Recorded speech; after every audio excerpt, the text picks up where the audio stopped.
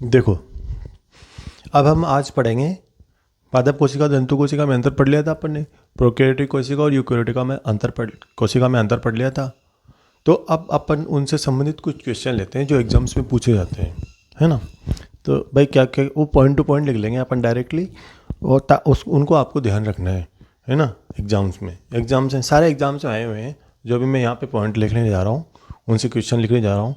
और ये भी क्वेश्चन पूछा जाता है कि कौन सी दो झिल्ली वाला कोशिकांग है, कौन सा बिना झिल्ली वाला कोशिकांग है ना। तो उसका अपन चार्ट बनाएंगे। तो आज के इसमें यही पढ़ेंगे अपन, है ना। तो स्टार्ट करते हैं। पहले क्वेश्चन जो आते हैं उनसे, प्रोकैरियोटिक कोशिका और यूकैरियोटिक कोशिका में क्या अंतर है ना। और पादप कोशिका और जंतु कोशिका में क्या अंतर है, वहाँ से जो क्वेश्चन पूछे गए हैं कुछ क्वेश्चन में लिख देता हूँ, है ना। डायरेक्ट पॉइंट टू पॉइंट लिख देंगे, है ना। तो देखो मेरे साथ और उनको समझो। देखो, क्वेश्चन आता है आपके, क्वेश्चन आया एग्जाम्स में, क्वेश्चन आता है आपके टीचर के एग्जाम्स में आपके क्वेश्चन आता है, ऐसा कोशिकांग जो प्रोकैरियोटिक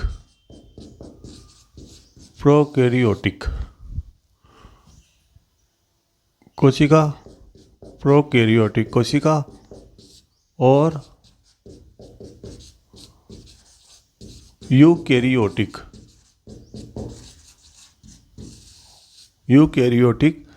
कोशिका, है ना, दोनों में पाया जाता है।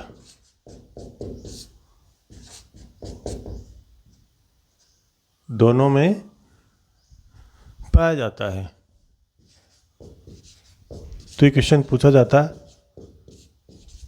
तो वो कोशिकांग कौन सा है ना। तो उसका नाम क्या है जी, सोच के बताइए आप। चाहे तो आप इसको स्टॉप कर दो वीडियो को, और जो मैंने आपके प्रोकैरियोटिक कोशिका और यूकैरियोटिक कोशिका में जो अंतर लिखा रखा है वहाँ पे देख लो आप, वहाँ पे मिल जाएगा आपको, है ना। तो इसका आंसर मैं बता देता हूँ आपको।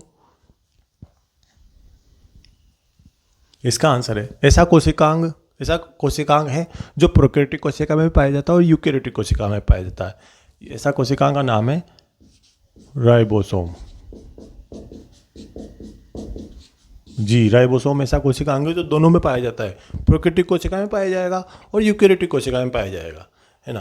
प्रोकैरियोटिक कोशिका में 70S वाला पाया जाएगा, 70S, है ना। और यूकैरियोटिक कोशिका में 80S वाला पाया जाएगा। लेकिन पाया जो जाता है ना।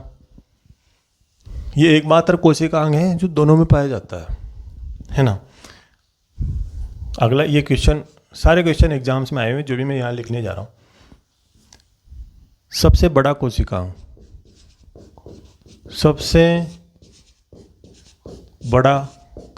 कौन सा है?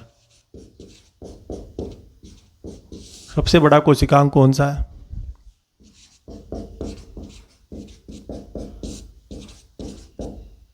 अगले डायरेक्ट आ जाए, सबसे बड़ा कोशिकांग कौन सा है, तो आपको लिखना है क्लोरोप्लास्ट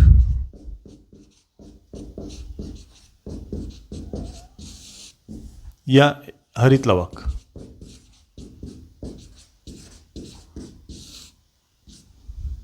या पर्णहरित, एक ही बात है, पर्णहरित, तीनों इसी के नाम है ना। ये ध्यान रखना है इसका।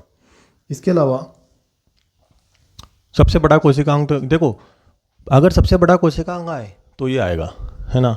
अब ये पादप कोशिका में तो पाया जाता है, प्लांट सेल में तो पाया जाता है क्लोरोप्लास्ट, लेकिन एनिमल सेल में मतलब जंतु कोशिका में नहीं पाया जाता। ये जंतु कोशिका में ये कहाँ पाया जाता। तो जंतु कोशिका में सबसे बड़ा कोशिकांग पूछे तो उसका आंसर होगा, जंतु कोशिका का सबसे बड़ा कोशिकांग कौन सा है, उसका आंसर है माइटोकॉन्ड्रिया, है ना। या दूसरा सबसे बड़ा कोशिकांग कौन सा है, तो उसका दूसरा सबसे बड़ा कोशिकांग अगर डायरेक्ट ऐसे जाए तो माइटोकॉन्ड्रिया। तो इसको लिख लेते हैं अपन, दूसरा सबसे बड़ा कोशिकांग, दूसरा सबसे बड़ा कोशिकांग कौन सा है? माइटोकॉन्ड्रिया। माइटोकॉन्ड्रिया दूसरा सबसे बड़ा कोशिकांग है माइटोकॉन्ड्रिया, है ना। क्वेश्चन आ जाए, जंतु कोशिका का सबसे बड़ा कोशिकांग, जंतु कोशिका का सबसे बड़ा कोशिकांग, सबसे बड़ा कोशिकांग, तो उसका नाम है माइटोकॉन्ड्रिया। क्योंकि माइटोकॉन्ड्रिया माइटोकॉन्ड्रिया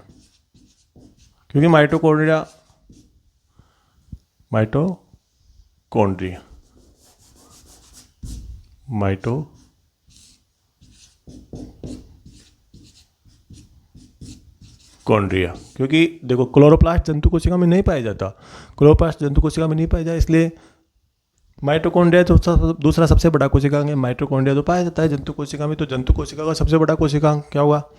माइटोकॉन्ड्रिया। अगर पूछा जाए कि प्लांट सेल का, पादप कोशिका का सबसे बड़ा कोशिकांग, इसकी जगह पादप कोशिका दे दे, पादप कोशिका का सबसे बड़ा कोशिकांग, तो क्या आएगा आंसर? क्लोरोप्लास्ट आएगा, है ना। या डायरेक्टली दे दे सबसे बड़ा कोशिकांग, तो क्या आएगा? क्लोरोप्लास्ट आएगा। सबसे बड़ा कोशिकांग कौन सा है? तो क्लोरोप्लास्ट है ना। अब देखो सबसे छोटा कोशिकांग, सबसे छोटा कोशिकांग, अगर क्वेश्चन ऐसे आ जाए, या एक को नाम है, या सबसे, या लघुत्तम कोशिकांग,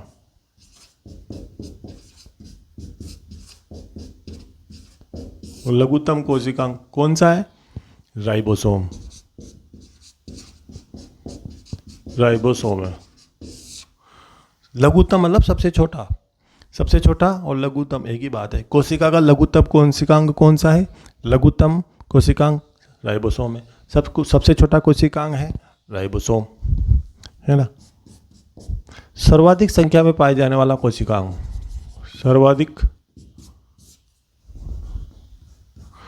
सर्वाधिक संख्या में पाया जाने वाला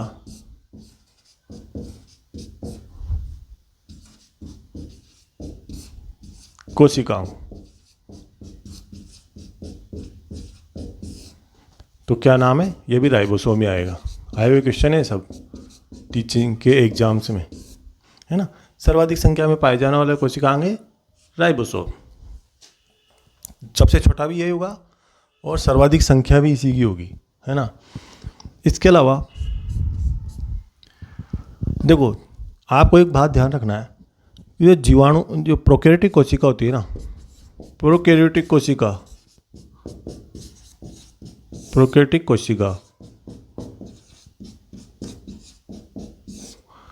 इसमें देखो प्रोकैरियोटिक कोशिका या जीवाणु एक ही बात है।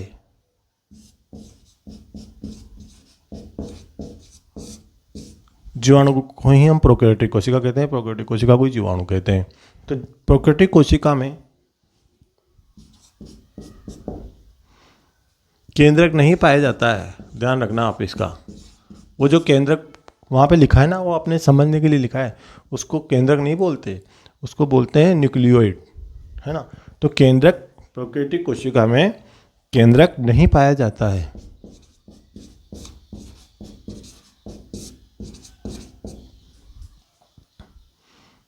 क्योंकि अल्प विकसित केंद्रक होता है, तो उसको केंद्रक नहीं बोलेंगे अपन, है ना। केंद्रक में, क्योंकि केंद्रक में क्या है, न तो केंद्रिका होगी, न केंद्रक द्रव्य होगा, न केंद्रक झिल्ली होगी, तो केंद्रक नहीं पाया जाता है ना। तो केंद्रक के अंदर, केंद्रक में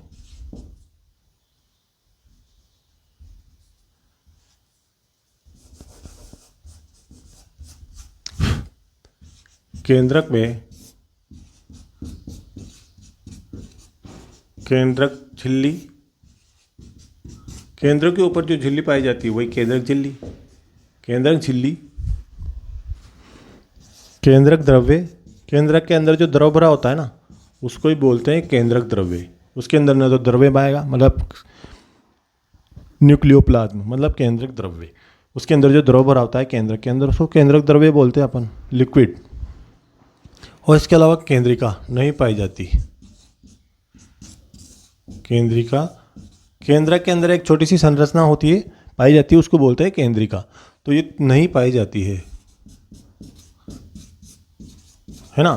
तो आपको सीधा सीधा ध्यान रखना है, तो या तो डायरेक्ट आ जाए जीवाणु में केंद्रक नहीं पाया जाता है, सब में पाया जाएगा, क्वेश्चन आता है इसका एग्जाम में, है ना। प्रोकैरियोटिक कोशिका में केंद्रक नहीं पाया जाता है। इसके अलावा आपको एक और ध्यान रखना है बात, प्रोकैरियोटिक कोशिका में, प्रोकैरियोटिक कोशिका में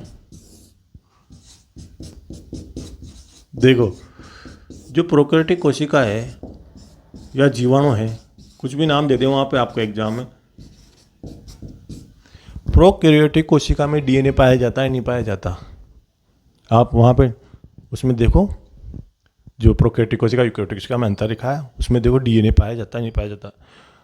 तो डीएनए को क्या बोलते हैं? अनुवांशिक पदार्थ बोलते हैं, क्योंकि डीएनए ही माँ बाप से, माता पिता से जो लक्षण होते हैं, गुण होते हैं, उनको बच्चों तक लेके आता है, संतान में लेके आता है ना।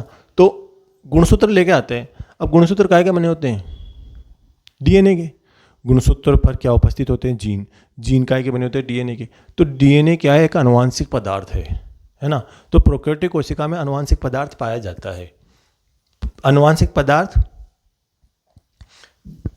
प्रोकैरियोटिक कोशिका में अनुवांशिक पदार्थ पाया जाता है। वो कैसा है? भले वृत्ताकार है, चाहे कैसा भी है ना। हिस्टोन प्रोटीन नहीं पाई जाती उसमें, लेकिन अनुवांशिक पदार्थ पाया तो जाता है, डीएनए पाया तो जाता है। जीवाणु में अनुवांशिक, प्रोकैरियोटिक कोशिका में या जीवाणु में अनुवांशिक पदार्थ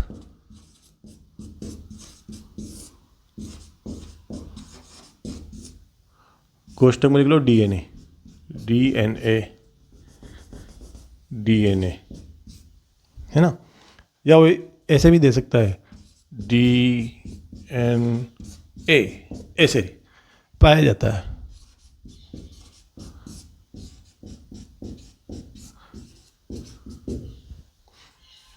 अब देखो, निम्न में से डीएनए पाया जाता है, ऐसे पूछा जाता है क्वेश्चन। निम्न में से डीएनए किस में पाया जाता है? तो 4 ऑप्शन दे देगा वो। ऑप्शन में ये दे देगा आपको, जीवाणु, लाइकेन, शैवाल, है ना, ऐसे 4 ऑप्शन दे देगा। तो कुछ भी, तो जीवाणु, है ना। आंसर जीवाणु आएगा। जीवाणु में अनुवांशिक पदार्थ पाया जाता है। अगला पॉइंट,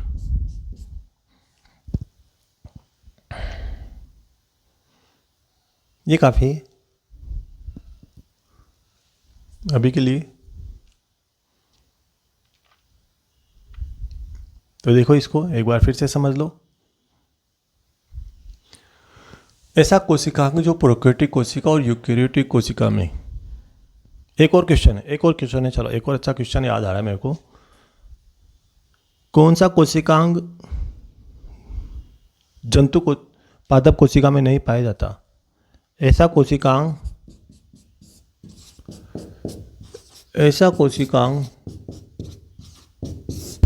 जो पादप कोशिका में, पादप कोशिका मतलब प्लांट सेल में नहीं पाया जाता। अब पादप कोशिका और जंतु कोशिका वाले जो है अंतर, जो आपकी मैंने सारणी बनाई है, उसमें आप देखो कि इस क्वेश्चन का आंसर, ऐसा कोशिकांग जो पादप कोशिका में नहीं पाया जाता है, वो 4 ऑप्शन दे देगा आपको, है ना। तो इसका आंसर है ऐसा कोशिकांग जो पादप कोशिका में नहीं पाया जाता है, इसका आंसर है आपका सेंट्रोसोम। ये तीनों नाम आए हुए हैं, देखना मैं बताना चाहूँगा। सेंट्रोसोम बोल दो या तारक केंद्र, ये नाम भी आया हुआ है। या सेंटार्काई,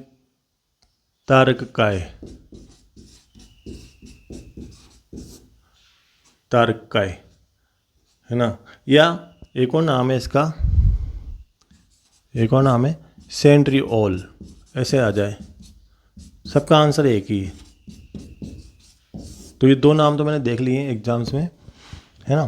तो सेंट्रोसोम ऐसा कोशिकांग है जो पादप कोशिका में नहीं पाया जाता, ठीक है ना। तो आपको इन सबको याद रखना है, ध्यान रखना है।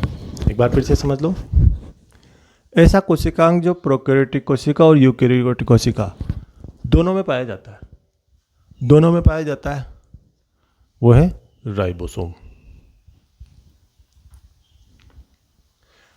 है ना। ऐसा सबसे बड़ा कोशिकांग कौन सा है? सबसे बड़ा कोशिकांग है आपका क्लोरोप्लास्ट या हरित लवक। दूसरा सबसे बड़ा कोशिकांग है, डायरेक्टली एग्जाम में ऐसे आ जाए, दूसरा सबसे बड़ा कोशिकांग है तो माइटोकॉन्ड्रिया। जंतु कोशिका का सबसे बड़ा कोशिकांग, अब देखो जंतु कोशिका का सबसे बड़ा कोशिकांग कौन सा हो जाएगा? यही हो जाएगा माइटोकॉन्ड्रिया। क्यों? क्योंकि जंतु कोशिका में क्लोरोप्लास्ट तो पाया ही नहीं जाता। सबसे छोटा कोशिकांग कौन सा है?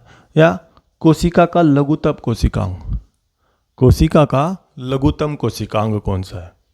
तो राइबोसोम। सर्वाधिक संख्या में पाए जाने वाला कोशिकांग कौन सा है? तो राइबोसोम, राइबोसोम।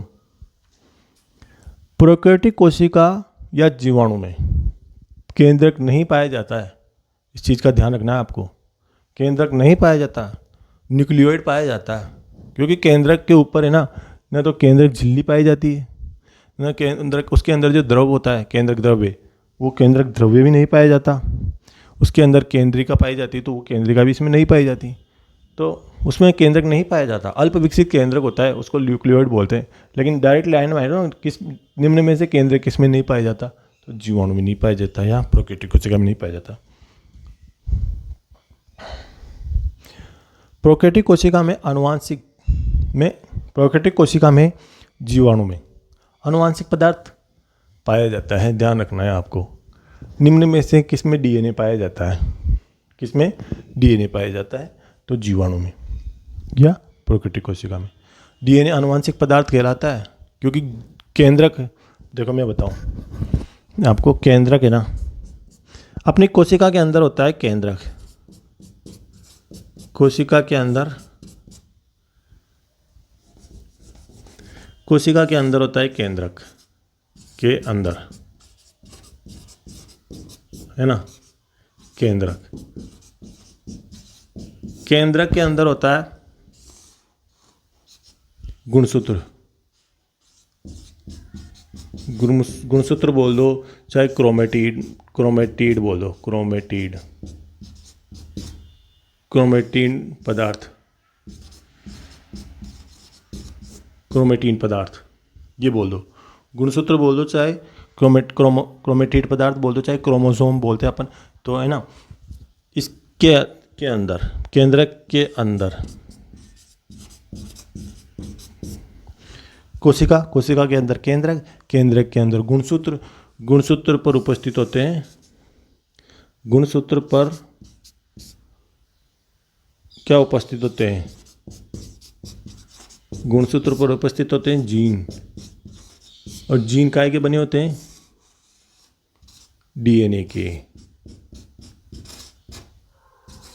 बने होते हैं।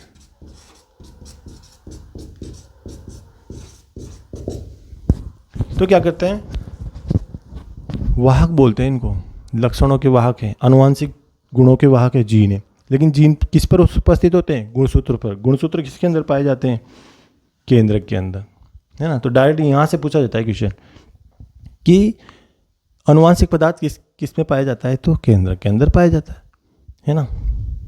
आनुवांशिक पदार्थ मतलब डीएनए। इस डीएनए को अपन क्या बोलते हैं? आनुवांशिक पदार्थ, है ना। तो आनुवांशिक लक्षणों के वाहक होते हैं जीन, आनुवांशिक लक्षणों के वाहक। ऐसे क्वेश्चन आ जाता है, आनुवांशिक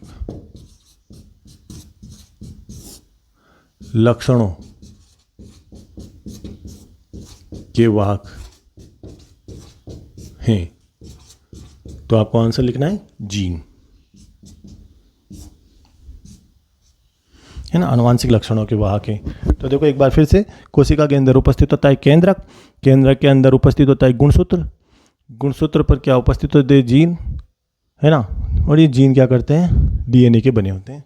मतलब क्वेश्चन आता है कि आनुवांशिक पदार्थ किसके अंदर पाया जाता है, डीएनए को ही आनुवांशिक पदार्थ कहते हैं, आनुवांशिक पदार्थ किसके अंदर पाया जाता है, तो आप लिखोगे केंद्र के अंदर, है ना। आनुवांशिक लक्षणों के वाहक हैं, तो इसका आंसर है जीन। ये क्वेश्चन आता है यहाँ से, अनुवांशिकी में पढ़ेंगे अपन, जेनेटिक्स में। आनुवांशिक लक्षणों के वाहक है तो जीन, है ना।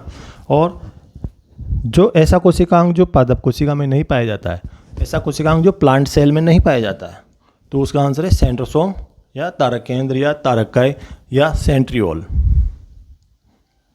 है ना। तो एक ही बात है ये, सेंट्रोसोम सेंट्रियोल, है ना। तो ये इसको आप लिख लो कॉपी में।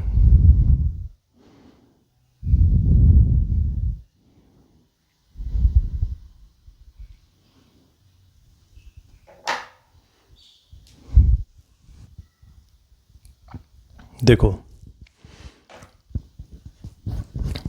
है ना, अब अपन एक चार्ट बनाएंगे ताकि कौन सी झिल्ली वाले कोशिकांग, कौन सी बिना झिल्ली वाले कोशिकांग, एक चार्ट बनाएंगे जो आगे पढ़ने जा रहे हैं चैप्टर में। पूरा चैप्टर में जो जो भी पढ़ेंगे ना वो सारा यहाँ पे चार्ट में आ जाएगा, शॉर्ट फॉर्म में, आउटलाइन में, है ना। तो एक चार्ट बनाने जाने अपन, तो बनाते हैं। जैसे ये है कोशिका, कोशिका होती है सेल, कोशिका। अब एक कोशिका है ना, दो भागों से, कोशिका के अंदर दो भाग पाए जाते हैं। एक तो होती है कोशिका आवरण, कोशिका के बाहर जो पाया जाता है उसे बोलते हैं कोशिका आवरण, मतलब cell coat, cell coat, cell coat, COAT, है ना, कोशिका आवरण। और बाहर जो पाया जाता है उसको बोलते हैं कोशिका आवरण, सेल कोट बोलते हैं उसको। और अंदर जो पाया जाता है उसको बोलते हैं अपन जीव द्रव्य, जीव द्रव्य, या इसको बोलते हैं प्रोटोप्लाज्म, प्रोटोप्लाज्म, है ना, प्रोटोप्लाज्म, जीव द्रव्य या प्रोटोप्लाज्म।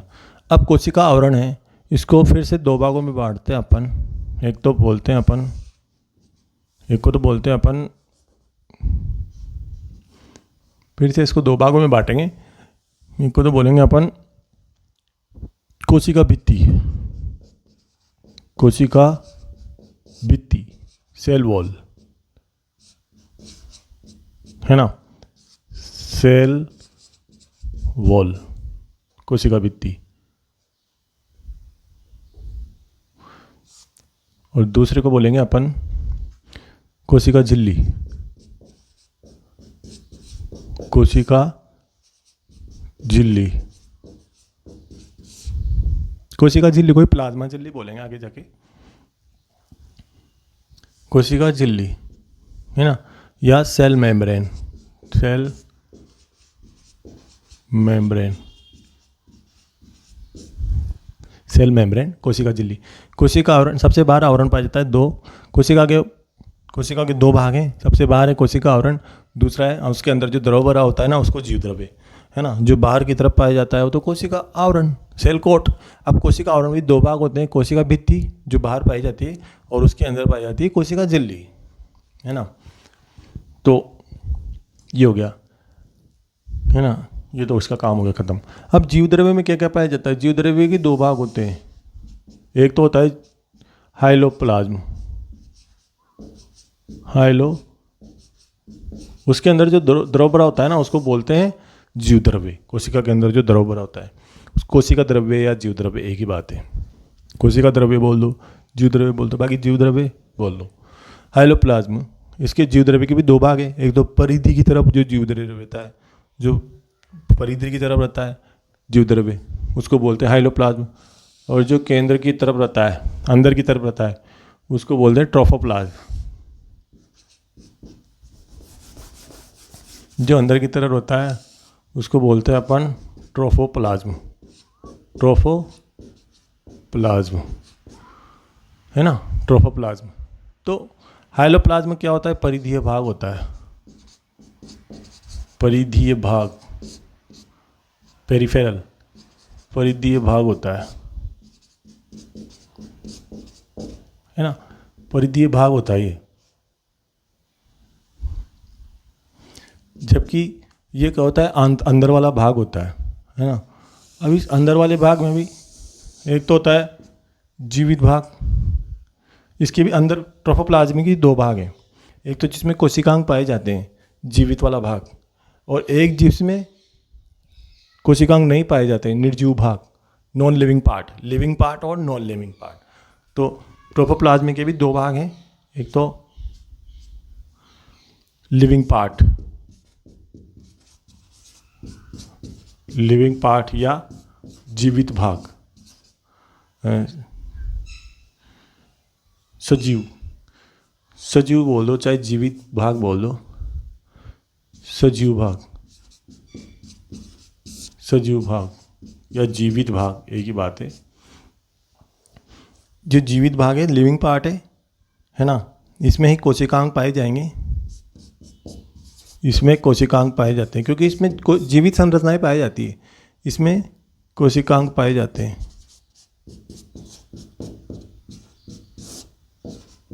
पाए, अब कोशिकांग भी अलग अलग प्रकार के होते हैं, इनके भी प्रकार आएंगे, टाइप आएंगे। ट्रोफोप्लाज्म में दो चीज़ें होती है, एक तो लिविंग पार्ट होता है, सजीव भाग होता है, एक नॉन लिविंग पार्ट होता है, non living part, non living part मतलब क्या है? निर्जीव भाग, निर्जीव भाग है ना। नॉन लिविंग में क्या होगा? नॉन लिविंग के भी अलग प्रकार हैं, है ना। तो पहले लिविंग भाग के देख लो। लिविंग भाग के मतलब लिविंग पार्ट के, सजीव भाग के, इसमें क्या है? कोशिकांग पाए जाएंगे। कोशिकांग भी अलग अलग प्रकार के होते हैं, कोशिका के अलग अलग प्रकार के होंगे, देखो है ना। कोशिका भी अलग अलग प्रकार के होंगे। एक तो दोहरी झिल्ली वाले कोशिकांग, दोहरी झिल्ली वाले, दोहरी झिल्ली युक्त कोशिकांग,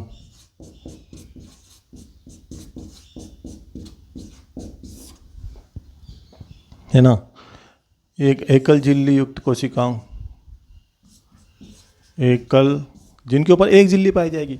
दोहरी झिल्ली का मतलब, दोहरी झिल्ली युक्त कोशिकांग, इसका मतलब है जिनके ऊपर दो झिल्ली का आवरण पाया जाएगा, है ना, और उसको बोलते हैं दोहरी झिल्ली वाले। और एकल झिल्ली युक्त कोशिकांग, इसका मतलब है जिनके ऊपर एक झिल्ली पाई जाएगी, एकल झिल्ली युक्त कोशिकांग, इनके ऊपर एक झिल्ली पाई जाएगी। और एक और रहता है झिल्ली रहित कोशिकांग, झिल्ली रहित मतलब इनके ऊपर कोई झिल्ली नहीं पाई जाएगी, झिल्ली रहित कोशिकांग, इनके ऊपर कोई झिल्ली नहीं पाई जाती। तो दोहरी झिल्ली वाले कोशिकांग कौन कौन से हैं? एक तो है माइटोकॉन्ड्रिया। क्वेश्चन आता है यहाँ से कि दोहरी झिल्ली वाला जो दोहरी झिल्ली युक्त कोशिकांग है, निम्न में से दोहरी झिल्ली युक्त कोशिकांग है, तो आपको ध्यान रखना है, एक तो माइटोकॉन्ड्रिया आता है, एक क्लोरोप्लास्ट आता है। क्लोरोप्लास्ट मतलब हरितलवक, क्लोरोप्लास्ट है ना। और ऐसे बना दो आप,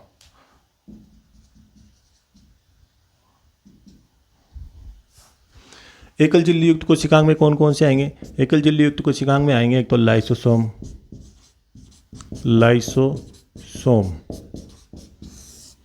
एक आपका आएगा गोल्जी बॉडी या गोल्जिकाय, एक ही बात है, गोल्जिकाय गोल्जी बॉडी। एक आपका आएगा अंतःप्रदवी जालिका, अंतः प्रदवी जालिका, अंतःप्रदवी जालिका, अंतःप्रदवी जालिका मतलब endoplasmic reticulum, endoplasmic reticulum, endoplasmic reticulum. एक और मान लो आप चाहे तो फ्लैजिला भी लिख दो, फ्लैजिला भी कोशिकांग है ना, फ्लैजिला।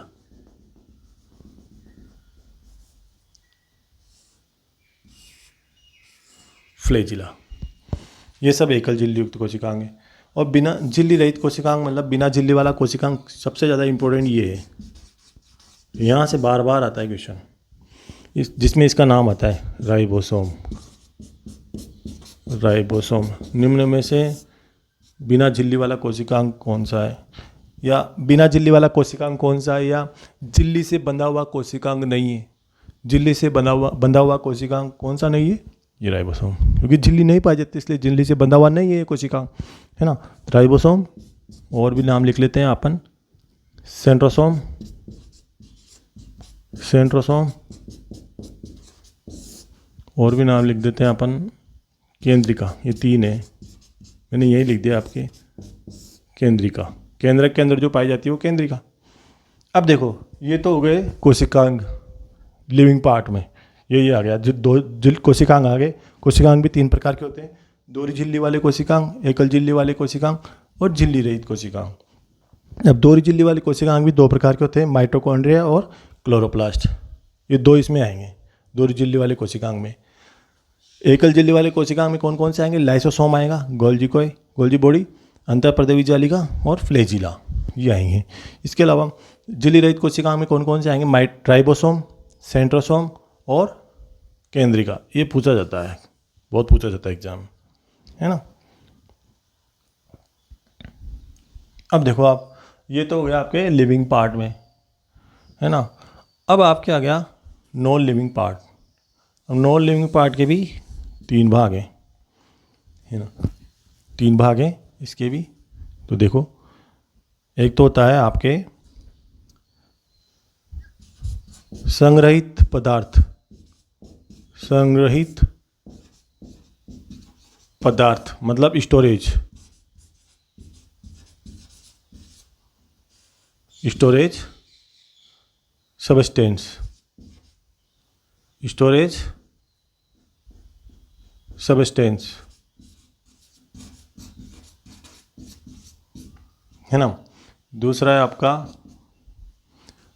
उत्सर्जी, दूसरा आपका स्त्रावी, स्त्रावी पदार्थ, है ना। मतलब स्त्रावी को बोलते हैं अपन सेक्रेटरी, सेक्रेटरी, सेक्रेटरी सबस्टेंस। और तीसरा है आपका उत्सर्जी पदार्थ, उत्सर्जी पदार्थ मतलब एक्सक्रीटरी, एक्सक्रीटरी,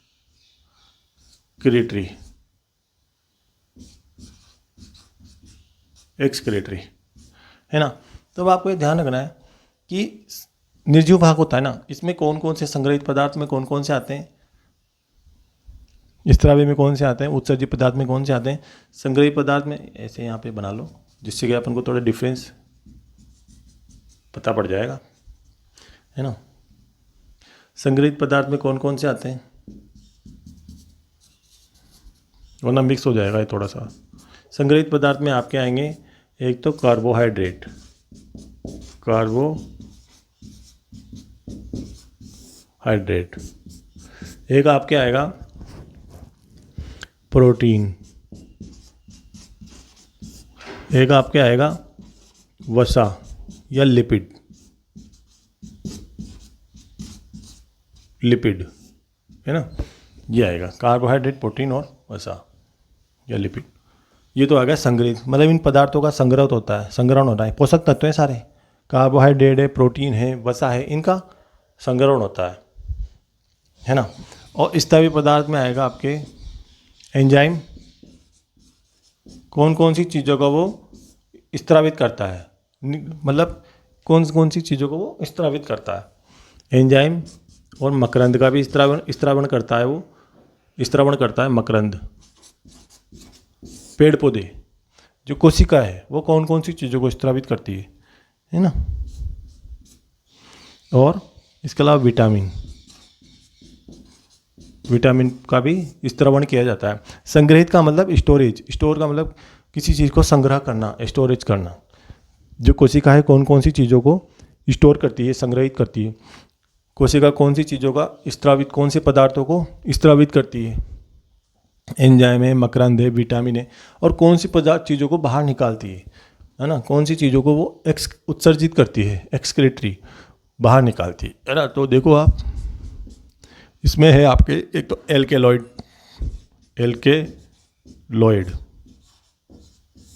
एक है आपके गोंद को गम भी बोलते हैं, गम इंग्लिश में, तो गोंद।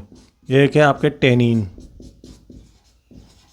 है ना, ये उत्सर्जित पदार्थ है। एक रेजिन, ये चारों क्या है, उत्सर्जित पदार्थ हैं, टेनिन, रेजिन, है ना। तो इनको निकालते, एक तो एल्केलॉइड को, एक गोंद को, एक टेनिन और एक रेजिन, इनको निकालती। तो एक बार फिर से समझ लो इसको। जो कोशिका है ना, उसकी मतलब अपन आउटर लाइन समझ रहे हैं भाई, अपन को क्या क्या पढ़ना है अब, है ना। तो कोशिका में क्या क्या पाया जाता है वो सब पढ़ रहे हैं अपन। तो अपन को पूरा चैप्टर यहाँ से पढ़ना, ये आउटलाइन है।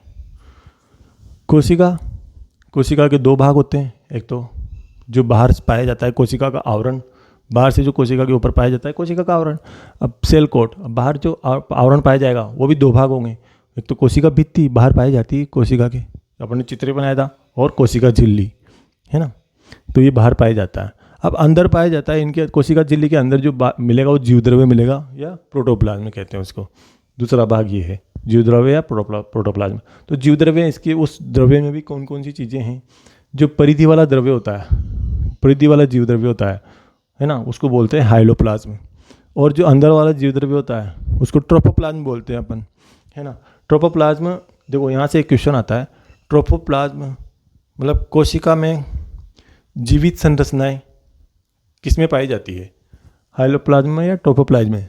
जीवित संरचनाएं किस में पाई जाती है, सक्रिय संरचनाएं किस में पाई जाती है ना, कोशिका में कौन सी जगह है वो, तो उसको बोलते हैं अपन ट्रोपोप्लाज्म। लिख लेंगे बाकी अपन ट्रोपोप्लाज्म को भी, क्योंकि कोशिकाएं किस में पाई जाती हैं, जीवित संरचनाएं तो हैं, सजीव संरचनाएं, लिविंग पार्ट है। तो ट्रोपोप्लाज्म में तो पाई जा रही है, हाइलोप्लाज्म में थोड़ी पाई जा रही है।